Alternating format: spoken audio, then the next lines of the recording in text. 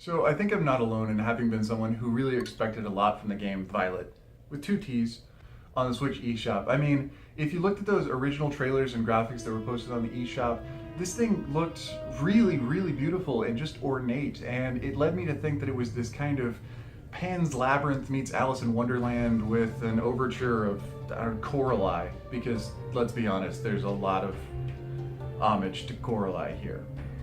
And the initial introductory graphics as we start playing the game lead us into that same thing. We see Violett, not Coraline, Violett in the backseat of the car being driven across the countryside with her parents to their new, assumedly Lydia Dietz style classic home in the country. And after a brief pan across her parents fighting in the kitchen, Coraline is seen, I did it. Violett is seen sitting on her bed stewing in her own teenage angst, until what almost literally opens is Alice in Wonderland's rabbit hole.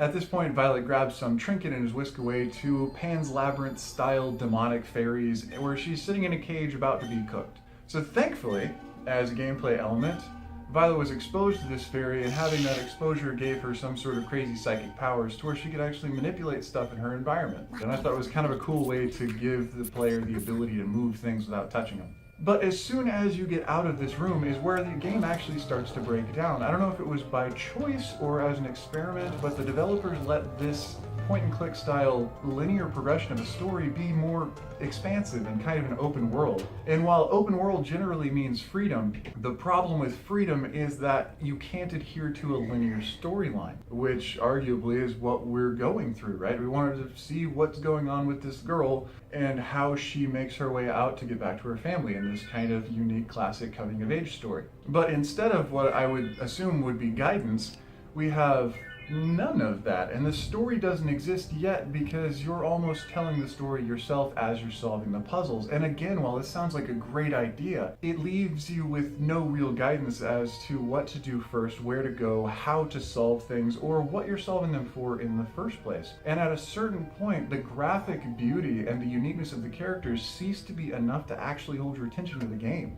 And while roaming around and solving puzzles doesn't seem like it would be inherently enough to dissuade you from playing a point-and-click adventure game, it's actually set up in such a way where the puzzles are so non-intuitive, and yes, there is a little icon at the bottom right of the screen for hints and helps, but they are so non-intuitive that I actually found myself consulting the almighty Google Webs to see if this game was actually glitched. And lo and behold, a lot of people were having the same issue, and a lot of people actually were swearing that certain puzzles couldn't be solved. Now, while I can either confirm nor deny that, I can definitely say that I felt that way. The one thing I wish for this game is that I had enough patience to keep playing, and I like puzzle games, and I like point-and-click adventures, so I don't know what to say about that. Moving on to another element, the control system of the game actually doesn't fix any of that for you either.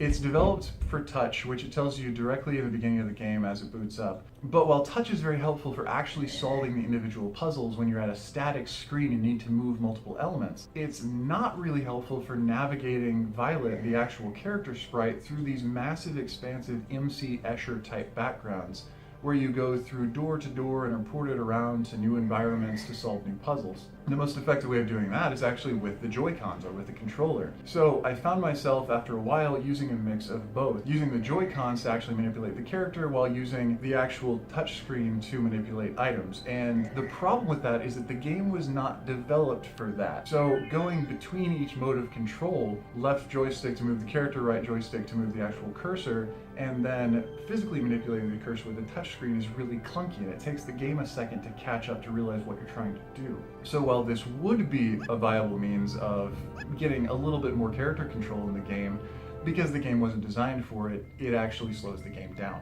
The music's not bad, it feels as mysterious as the environment you're in, so I have really nothing bad to say about that, and the sound effects are decent.